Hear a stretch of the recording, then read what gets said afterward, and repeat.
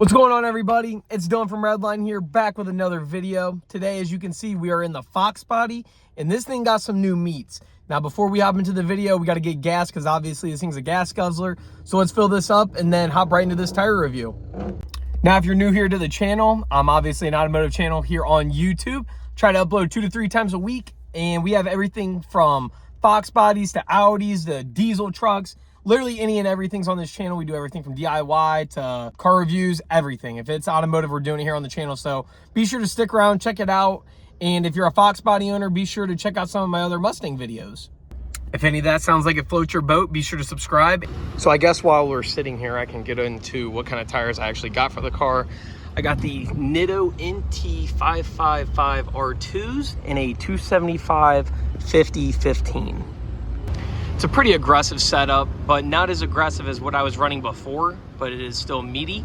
Prior to this, I had two 95, I believe, 50/15s, and I was getting excessive rubbing on this side as it was rubbing my exhaust.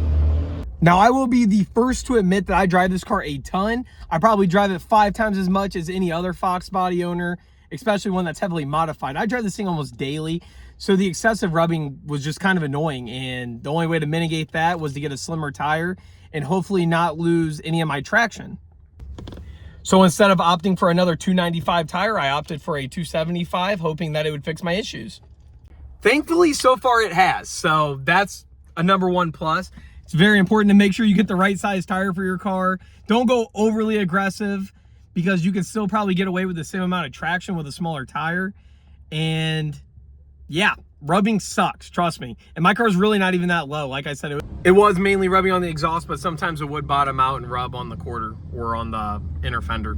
So today I'm gonna go over these tires, see if they're actually worth their price tag. They're actually very affordable for what they are compared to other alternatives. And I've heard many good things, especially in terms of how long they last. Now, some of the notable competitors to this tire are like the ET Street Rs. Now, my dad actually ran a set of those on his blue Mustang, his Foxbody, back in the day. And he said he barely even got an oil change out of the tires, and he didn't drive it half as crazy as I do.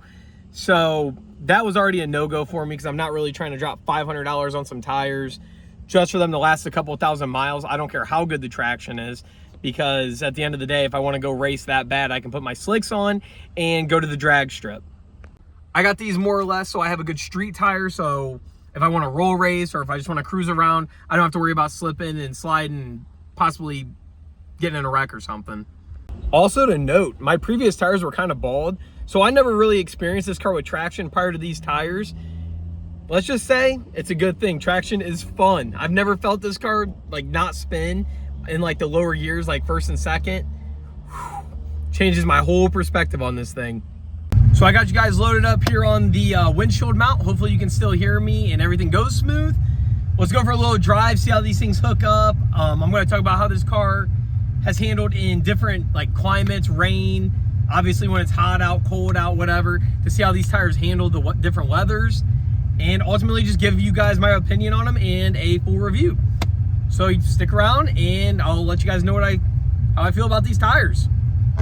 Now, if you guys have ever owned a Foxbody or know anything about these cars, in any weather other than sun and like when it's warm out, they're kind of death traps. They don't really have any weight in the back or anything, and without the proper traction, you kind of can put yourself in harm's way. So it's important, especially with added power, to get a good tire. So my car is currently sitting around the 500 wheel horsepower mark, which isn't like the fastest car in the world, but at this weight, it does get down pretty healthy and is definitely a good time when it has traction, that is. So I guess first off, we'll see if this thing actually has any traction, how that works, what gears work, and go from there. I'm getting ready to merge here on the highway, so stay tuned.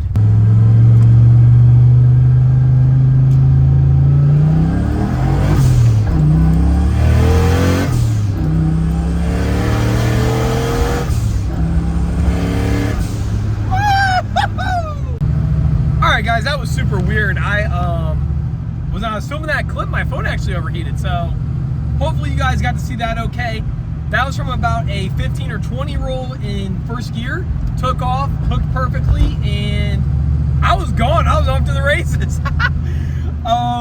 The car does look good at very low speeds. I have not tried it from a like absolute dig yet, like from a dead stop. I have confidence that these will hook under the right conditions if I lower the tire pressure and if the street's warm and all that stuff. Now, if it's a cold night, that I'm not sure about from a dig. I've not yet spun these tires at all, so that's a good thing. Also, be sure to ignore my granny shifting there. I really don't feel like detonating another T5 in this thing until I get my Tremec. So we're shifting like a granny and we're going in slow motion. But now that you guys can see this thing actually hooks from a roll and a low roll at that you actually get decent traction, let's talk about these tires in a more practical sense. How they handle different weather, different climates, and things like that. So I have actually experienced this car in all kinds of climates. I usually have it out about 7 months out of the year, from the first time that it's sunny in the spring all the way until like probably the week before it snows. I'm driving this car, so I've experienced it in all kinds of different climates and everything. Now I will say, these tires have been amazing in every climate, whether it be rain, whether the streets be hot, cold, whatever. This thing just feels amazing. I actually got stuck in a storm a couple of days ago on the way home from the gym, and this thing took it perfectly. I was actually thoroughly surprised. Now, if you read reviews, people say that, oh, you're gonna spin all over the place, blah, blah, blah. Well, in my honest opinion, I think you're fine unless you're driving like a complete moron. This car has more than enough power to spin if I wanted to, and I ran into no issues, so I really don't know where people are going with that. It was perfectly fine for me. I've also had the car out on plenty of cold nights, because here in Ohio at nighttime it gets down, it can be as low as like 40 or 50 degrees during the summer with a nice cool breeze and everything. Now obviously this is a turbo car, it likes that weather, and the car's gonna run better in that weather. I've never experienced any like spinning in that. It's just, so far this tire's been good all around. I meant to make this video a little bit sooner. I've had these tires on for about 1,000 miles. I was gonna make it a couple weeks ago, but then I was like, well, I might as well see how these fare against the different climates, and overall, it's done great. I mean, I'm not gonna say it's as good as my all-wheel drive Audi, but it gets the job done, and if you drive with a sensible manner, you're okay. You don't really have anything to worry about. My Foxbody is also a notchback, obviously, so if it was gonna spin, it would spin in this car. There's like no weight in the back, and it performed flawlessly, so I can't complain. Let's continue on and talk about the longevity of these tires. Now, as I previously said, some of its competitors like the ET Streets and the ET Street Rs, they only last like 3,000 to 4,000 miles, which in my opinion would kind of suck for what I'm doing with this car. I drive this car all the time, and I'm really not trying to put new tires on it in between every single oil change. That just seems kind of absurd to me. Now, I have had a couple buddies run these tires, and they've gotten upwards of like 10 to 15,000 miles out of the set, which is really cool. Now that, at the price point, I'm not gonna get upset about. If I could get 10 to 15,000 miles out of, what, $400 or $500 in tires, that's not bad to me, because you remember you only gotta buy the back two, because the rear wheel drive car. So I can't complain about that. I have about, like I said, 1,000 or 1,500 miles so far on these tires, and I've noticed like no wear on them.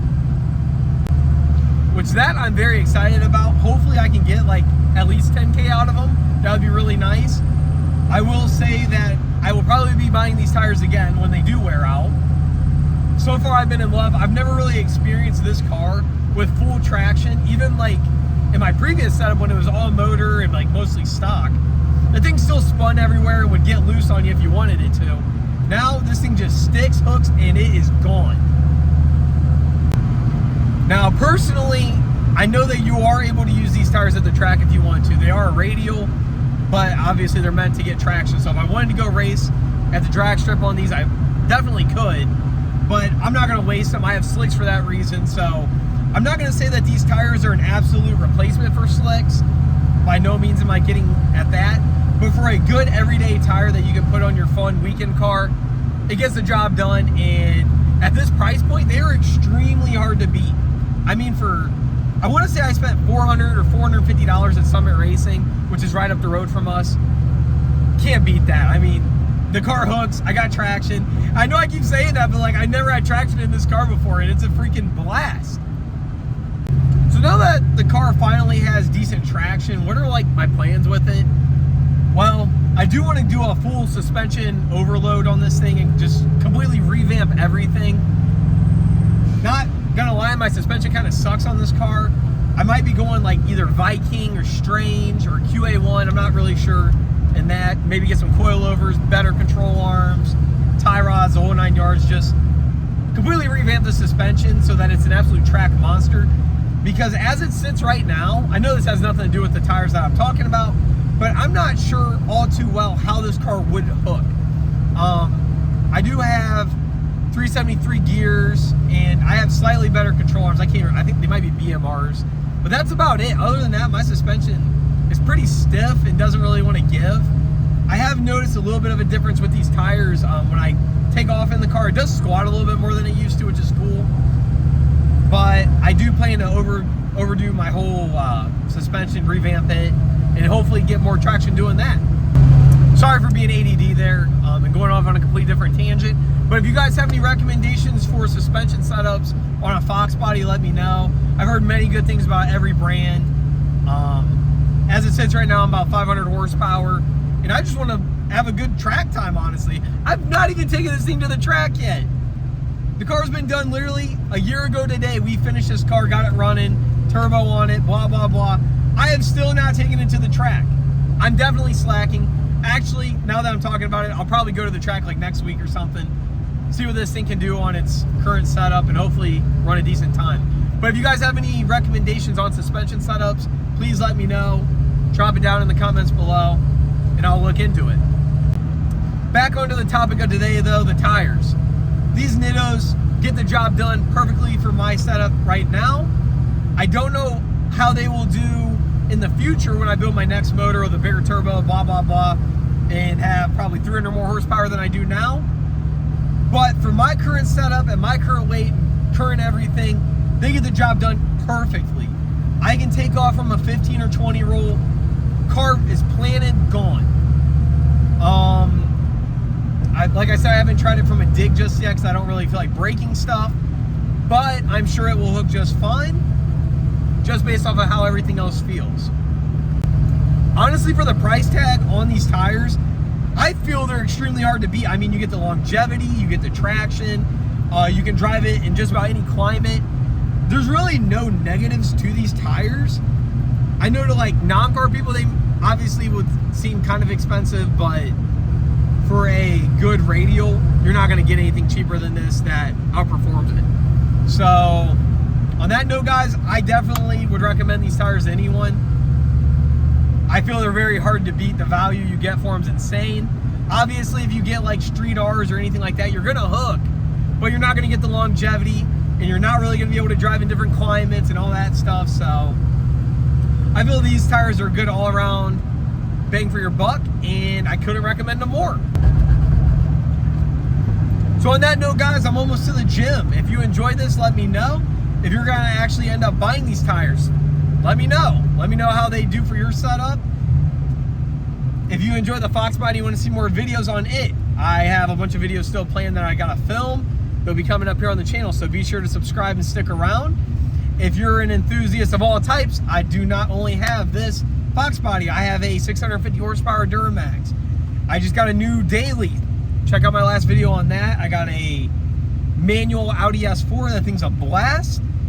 And just a bunch of other cool stuff. All my friends got cool cars and a bunch of cool car content here on the channel. So if that sounds like something you might be into, be sure to subscribe, like, comment, and stick around. If you don't already, follow me on Instagram. Please do so. It is Redline Dill, same as my YouTube. I love hearing from you guys and communicating with everybody. You guys are the best. And last but not least, guys, I just hit 850 subscribers. We were so close to 1,000. My mind is literally like all over the place. I'm freaking thrilled about that. I know I always say it, but like when I first started YouTube, I didn't even expect to get 100 subscribers, let alone 800. And now we're almost at 900 and then 1,000, and then we're just gonna keep growing. It's just awesome. It's an awesome feeling. I appreciate you guys a ton. The support everyone gives me is just amazing. So thank you very much. I really do appreciate it. On that note, guys, I'm out. Thank you for watching the video, and have a good one. I'll see you in the next one.